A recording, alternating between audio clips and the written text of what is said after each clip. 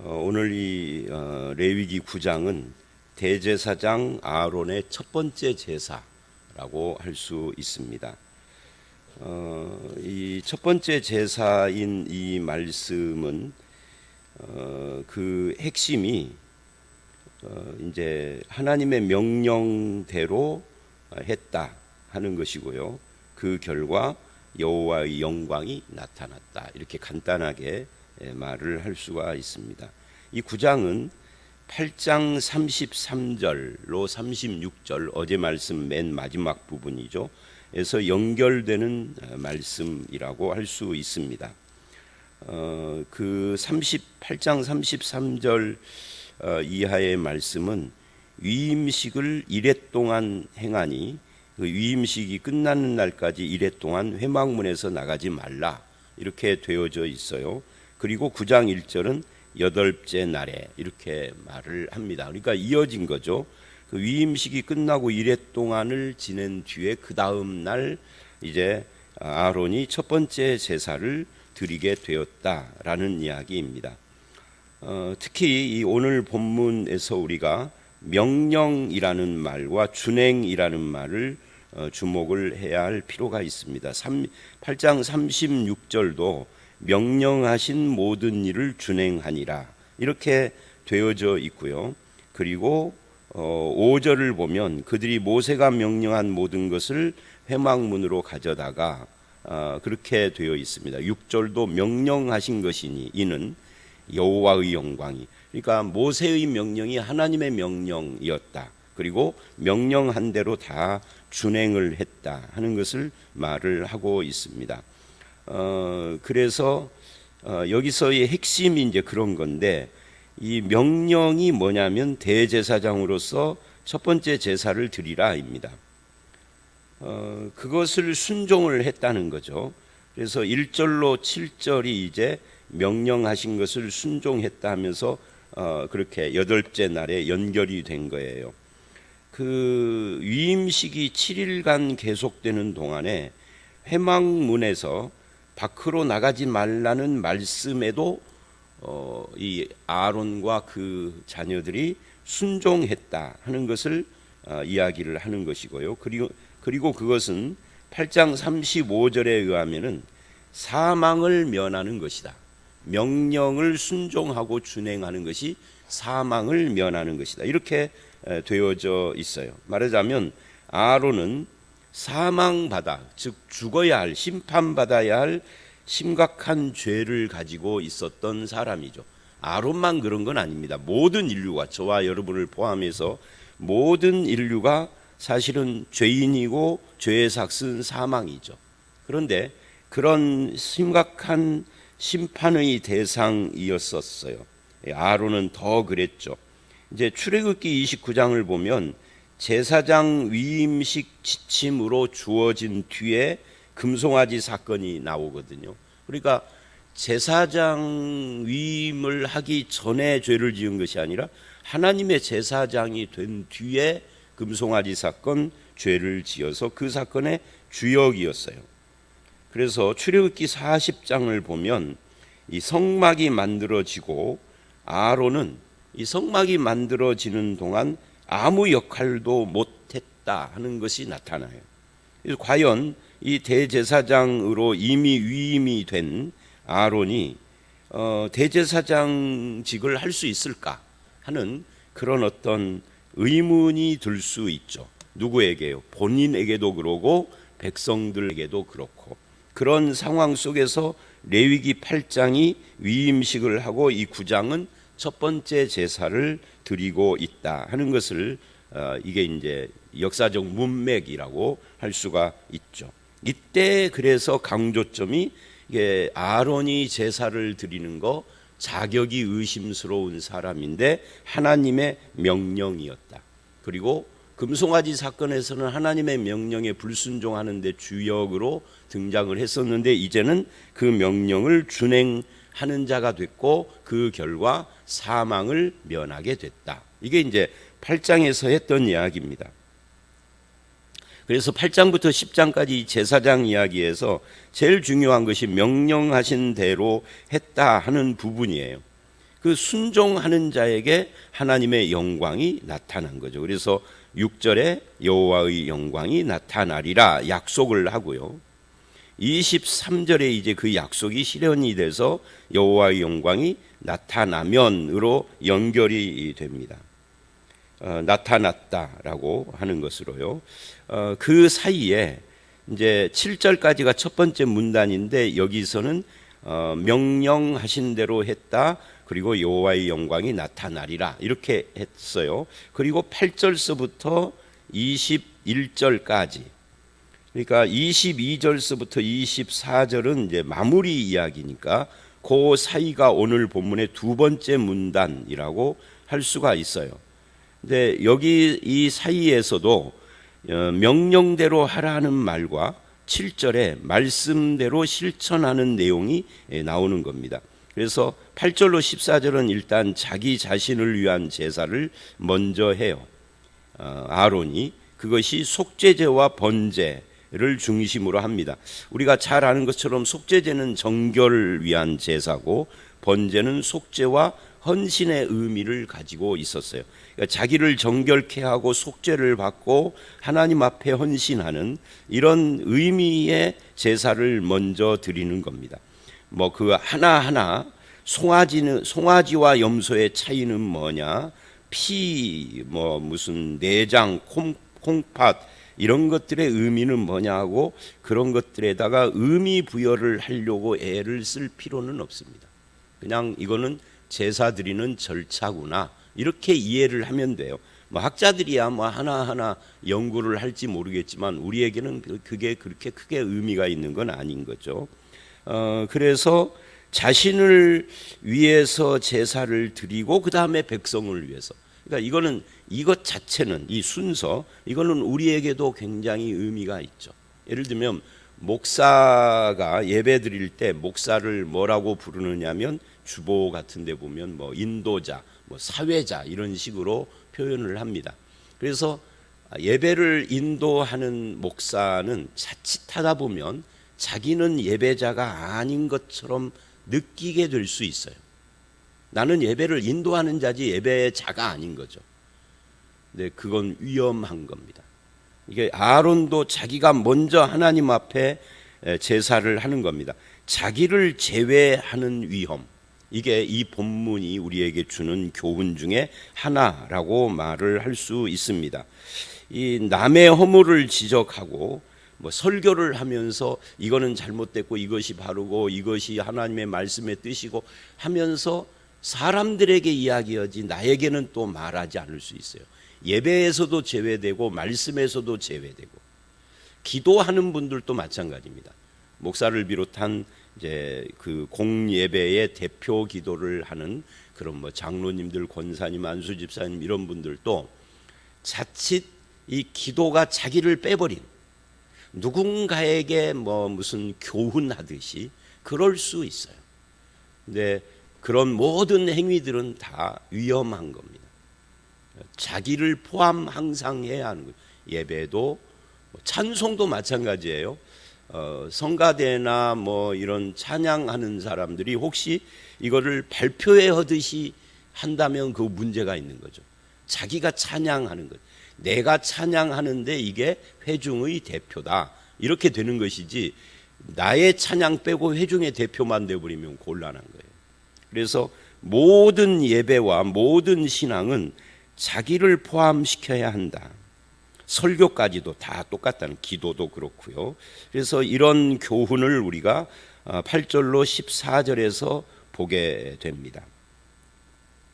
그리고 이제 15절서부터 21절을 보면 백성들을 위한 제사예요. 그래서 그가 또 그러죠. 자기를 위한 제사를 끝내고 또 백성의 예물을 드리되 백성을 위한 속죄제, 백성을 위한 번제, 소제, 화목제 이렇게 가는 겁니다.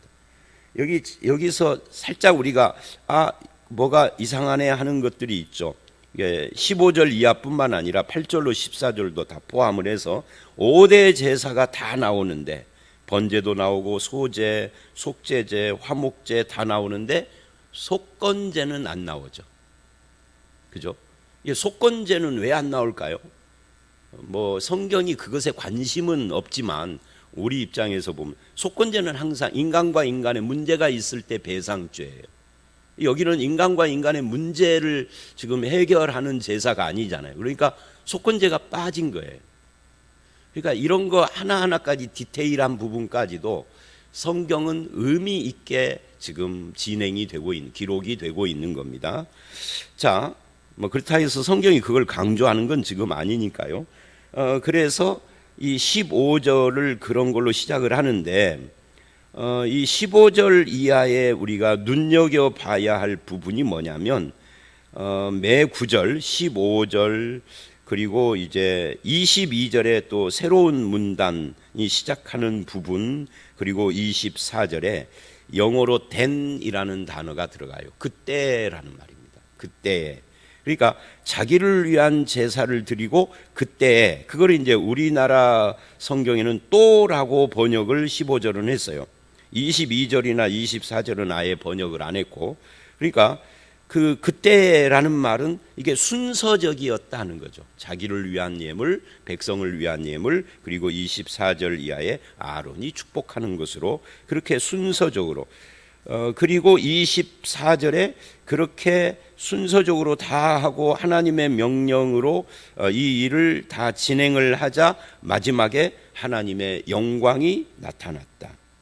그래서 24절에 불이 나오는 거죠. 앞에서 이 모세가 뭐라고 그랬느냐면, 너희가 하나님의 명령대로 이것을 다 하면 하나님께서 너희에게 나타나리라, 이렇게 이야기를 했습니다. 하나님이 어떻게 나타날까 그랬더니 24절에 보니까 불이 내려온 거예요. 불이 내려온 것이 하나님이 나타난 거죠. 불이 내려온 사건 우리가 기억하는 것들이 있죠. 그 대표적인 것이 엘리야가 갈멜산에서 불이 내려왔어요. 그래서 다 태웠는데 그 하나님의 현현, 하나님의 나타남입니다. 그 외에도 시내산 같은 데도 뭐 지진, 뭐 무슨 뭐 번개, 뭐 흑암, 뭐 이런 것들이 쭉 나오고, 뭐 불이 번쩍번쩍 뭐 그런 것들이 번개이죠. 이게 다 하나님의 임재, 하나님이 여기 계시다 하는 것을 보여주는 그런 현상들입니다. 근데 24절을 보면 불이 나와서 뭐를 했습니까? 제단 위에 제물을 다 살라버렸습니다. 엘리야 때도 똑같은 일이 있었죠. 제단 위에 그 제물을 다 살라버리고, 엘리야 때는 물까지 잔뜩 부어놨는데 그게 다 증발해버리고, 하나님의 역사라고 할 수가 있는 겁니다. 우리는 그냥 불 하면은 불인가 보다, 화이어 이러는데 그게 하나님의 현현, 임재하고 그냥 화이어하고는 다른 거예요. 그냥 불은 그냥 불인 거죠. 성냥개비 불도 불이고 장작불도 불이고 전기불도 불인 거죠. 이런 거하고는 다른 겁니다. 하나님의 임재이기 때문에. 그래서 백성들이 그 하나님의 임재의 현상을 보고 어떻게 했어요? 소리를 지르며 엎드렸다. 이게 엎드렸다 이 말은 뭐 무서웠다, 두려웠다 이런 것도 되지만, 그렇게 그냥 단순한 두려움이 아니라 이것을 경외라고 합니다. 경외는 두려움을 포함하고 있지만 그냥 일반적인 의미의 두려움하고는 달라요. 무서워하는 이런 것들만이 아니라 하나님을 공경하는 것이 여기에 다 포함되어져 있는 거죠. 결국 오늘 본문에서 사람들은 아까도 말한 것처럼 번제, 소제, 속제제, 화목제 이런 것에 관심을 가질 수 있어요. 그리고 뭐 내장, 꺼풀, 무슨 뭐 이 기름 이런 것들의 의미를 자꾸 생각할 수 있지만, 이 본문은 제사와 제물의 종류에 대한 것보다는 더 중요한 것이 순종이라는 거죠.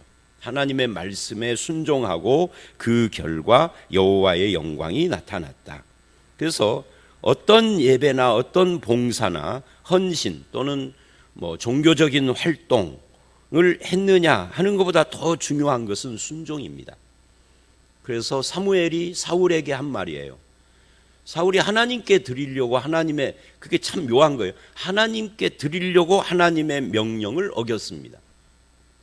뭔가 그럴듯해 보이지만 모순이잖아요. 근데 사람들은 이 둘 사이의 모순을 잘 눈치를 못 채요. 하나님을 위한 것이 강조되다 보니까 하나님을 위하여 사람을 죽였어요. 그런 거고 비슷한 거죠. 하나님께 바치려고 투기해서 돈 벌어 11조 했다는 거죠. 하나님은 그거 원하실까요? 여러분 11조 액수가 크면 하나님이 놀라시겠죠. 11조를 10만 원 드리는 것보다 11조를 1억 드리면 하나님이 깜짝 놀라셔가지고 맨발로 뛰어나오셔서 야야 뭐 11조를 1억이나 했냐, 아이고 잘했다, 그렇게 하실 것 같잖아요. 하나님은 절대 그렇지 않습니다. 우주 만물 천지를 창조하신 분이 1억이 아니라 100억을 갖고 와도 눈썹 하나 깜짝하지 않는, 중요한 것은 그 1억 11조를 어떻게 했느냐 하는 문제인 겁니다. 도둑질해서 했으면 의미가 없어요. 뭐 부동산 투기하고 이다 땅 잔뜩 사놔가지고 뭐 3배로 폭증을 해서 11조를 하고 감사합니다, 그 의미가 없는 거예요. 하나님은 그 감사 안 받으세요. 그러니까 어떤 종교적인 활동이나 헌신, 봉사, 예배 그 어떤 것보다 중요한 것은 하나님의 말씀에 대한 순종이라고. 하나님의 말씀은 뭐예요? 도둑질하지 말라, 투기하지 말라. 땅은 하나님의 것인데 부동산 투기를 했단 말이야. 그래서 1억이 아니라 10억, 100억을 11조를 해도 하나님은 안 받으시죠. 결국 하나님의 뜻은 말씀이고요. 하나님의 뜻, 즉 말씀에 순종하는 것이 굉장히 중요합니다. 그래서 종교 의식이나 종교 행위를 하기 이전에 우리가 늘 하나님의 뜻이 무엇인가 하는 것에 대해서 관심을 갖고 또 말씀을 묵상도 하고 그래야 하는 거죠. 근데 사람들은 하나님의 뜻에 맞지 않는 행위를 하고 그리고 찜찜하니까 예배드리고 또는 헌금하거나 또는 뭐 어떤 종교 활동이나 행위를 하는 거예요. 그것은 자기 위로일 뿐인 거죠. 하나님이 영광 받지 않으시는. 그러니까 그런 예배에는 22절로 24절과 같은 하나님의 영광의 불이 임하지 않는 겁니다. 근데 여기서 하나님의 영광이 백성들에게 나타났다 하는 것은 어떤 의미이죠? 아론의 제사와 제물을 하나님이 받으셨다. 받으셨다 그 말은 뭐예요?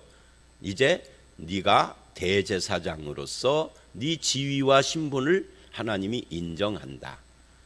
그것을 내 마음속에만 인정하는 것이 아니라 온 백성들이 보는 데서 인정을 한 거죠. 그래서 하나님도 인정하고 아론 자신도 이 부분의 문제가 해결되고 백성들도 인정하고 모두가 인정하는 그런 결말을 맺었다. 이것이 이 본문의 중요한 결론이라고 할 수 있습니다. 우리가 이제 이 9장을 마무리하면서 이 9장에서 가장 많이 반복되는 말이 또라는 말입니다. 4절, 7절, 12절로 18절에는 계속 19절에도 나오고요. 즉 구약의 제사는 불완전해서 자꾸만 반복되는 거예요. 제사를 한 번만 드리는 것이 아니죠. 그래서 이 히브리서를 보면 구약의 제사의 특징을 이야기를 할 때 몇 가지 이렇게 이야기를 해요. 이것은 반복된다. 어제 드렸던 제사 오늘 또 드리고, 아니 아침에 속죄제 드린 사람이 오후에 또 드릴 수 있는 거예요. 왜? 그 중간 사이에 부정한 일을 했다든지 접촉을 할 수 있는 거니까. 번제를 드린 사람이 또 오후에 또 드릴 수 있어요. 계속 반복되는 겁니다. 그리고 성막 안에는 의자가 없어요. 그 제사장들은 앉아 있을 수 없습니다. 늘 서 있습니다. 그래서 이 두 가지 반복된다 제사는, 그리고 앉아 있지 못한다. 이것을 히브리서 기자는 뭐라고 표현을 하느냐면 불완전이라고 표현을 하는 겁니다. 완성되지 않은 거다, 불완전한 거다. 근데 이것과 대비해서 예수 그리스도는 누구냐? 예수 그리스도는 두 가지 특징을 갖죠. 단번에 그 히브리서를 쭉 읽어보면 참 재미있어요. 이런 부분과 관계해서 구약의 대제사장이나 예수님이 공통분모가 있습니다. 사람 중에서 택했다. 구약의 대제사장도 사람이고 예수님도 사람이에요. 성육신했기 때문에 하나님이시지만 인간으로 오셔서 사람 중에서 택했습니다. 하나님을 위하고 백성들을 위하는 일에 대제사장으로 삼으신 거죠. 같아요. 둘 다 제사를 드렸습니다. 구약은 구약의 방법으로, 예수님은 십자가의 제사를 드렸죠. 여러분, 십자가는 하나님 앞에 제사입니다. 다만 구약은 짐승으로 제사를 드렸습니다. 짐승의 제사가 인간의 죄를 없이 할 수 없다. 이 히브리서 7, 8, 9장이 하는 말이에요. 그런데 예수님은 짐승으로 제사를 드린 게 아니라 자기 몸으로 제사를 드렸습니다. 그래서 예수님의 십자가가 제단이고 예수님의 몸이 제물인 겁니다. 그래서 십자가 전체가 하나님께 제사죠. 이 구약과 신약의 예수님의 제사의 차이가 뭐냐? 같은데, 그런데 짐승으로 드렸느냐, 사람이 자기 자신의 몸을 예수님이 드렸느냐, 이 차이가 어떻게 나타나느냐? 구약은 계속 서 있고 예수님은 이 제사를 드리고 하늘 우편에 앉으셨다. 앉았다라는 것은 완성이다. 이 일이 끝났다는 것을 말한다. 그리고 예수님은 단번에 드렸고 구약은 계속 반복한다. 영단번에 드린 것과 계속 반복된 것. 영단번에 드렸다는 것은 완성이다. 그래서 예수님의 제사의 특징은 완성이에요. 완성됐는데도 계속 제사를 또 드리고 있다라고 생각하고 행동하는 사람들이 있다면 그들은 반복음적인 사람들입니다. 반복음적이다라는 말을 우리가 익숙한 단어로 고치면 적그리스도예요. 반이라는 말이 안티라는 말이에요. 안티가 우리나라 말로 적입니다. 그리고 그리스도라는 말은 크라이스트, 예수님을 반대하는 자들이다. 이론으로 반대하는 것이 아니라 실천적으로 반대하고 있죠. 그래서 어떤 누군가가 이 예배를 또다시 제사라고 부른다면 그는 적그리스도적 사상, 반복음적 사상을 가지고 있어요. 그렇지 않습니다. 예수의 제사는 영단번에 끝나고 완성하여 하늘 우편에 앉으신 완성된 겁니다. 우리가 드리는 이 예배는 제사가 아니에요. 그래서 우리가 카톨릭을 반대하는 거죠. 왜? 카톨릭의 미사는 제사니까. 미사라는 말 자체가 제사라는 의미예요. 그래서 반복음적이다라고 말하는 겁니다. 그래서 종교개혁을 한 거예요. 근데 개신교 안에서도 또 무슨 집회를 하면서 또 뭐 예수님이 십자가에 못 박아서 뭐 피를 지금도 흘리고 있다는 식의 망발을 하는 강사들이 있어요. 그걸 분별을 못하는 목회자 성도들이 있어요. 그것도 반복음적이죠. 성경적이지 않아요.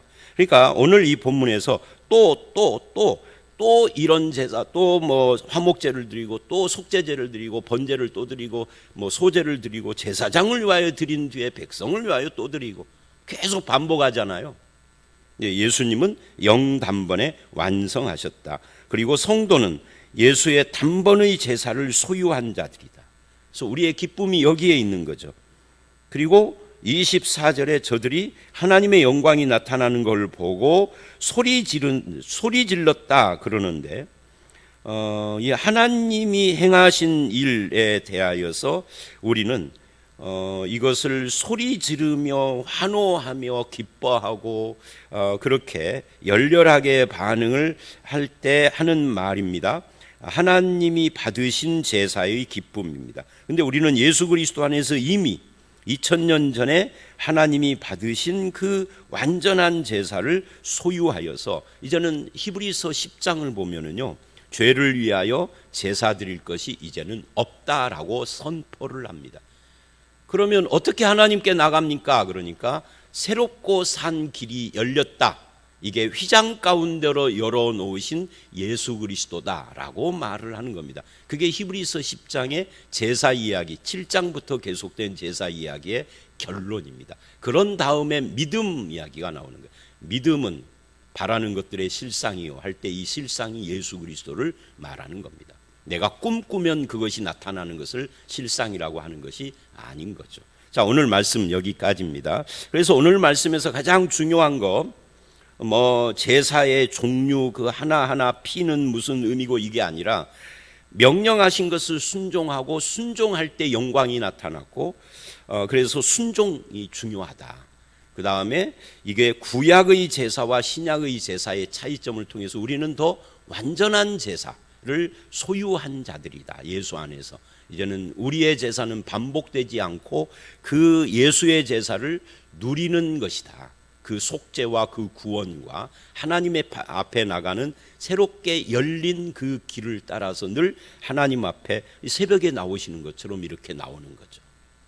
여러분의 삶 속에 하나님의 뜻과 말씀의 순종, 그리고 하나님의 영광에 대한 체험, 그리고 완전하고 단번에 드린 예수님의 제사의 그 완전한 은혜와 속죄의 열매, 이런 것들이 여러분의 것이 되어져서 여러분의 삶 속에서 늘 은혜 가운데 행하는 그런 성도들이 되시기를 주의 이름으로 축원합니다. 함께 기도하겠습니다. 하나님, 오늘 아론의 위임받은 아론 대제사장의 첫 번째 제사를 보면서 하나님의 명령과 그 명령에 순종할 때 나타나는 영광이 얼마나 중요한지, 말씀에 순종하고 하나님의 뜻에 순종하는 것이 종교 활동이나 어떤 예배 행위나 이런 것보다 훨씬 더 중요한 그런 것을 봤습니다. 우리도 주님의 뜻과 말씀에 순종하는 삶을 살게 하시고, 주님 그렇게 할 때 예수 그리스도의 영단번에 완성하신 그 속죄의 제사를 우리 것으로 삼고 누리며 감사하며 하나님께 영광을 돌리는 우리의 삶이 되게 하여 주시옵소서. 오늘 이 하루도 순종의 삶, 하나님과 함께 동행하는 삶, 하나님의 그 완전한 제사를 드리신 예수 그리스도의 완성된 구원의 은혜를 누리는 삶 이어지게 하여 주시기를 간절히 바라오며 예수님 이름으로 기도드렸사옵나이다. 아멘.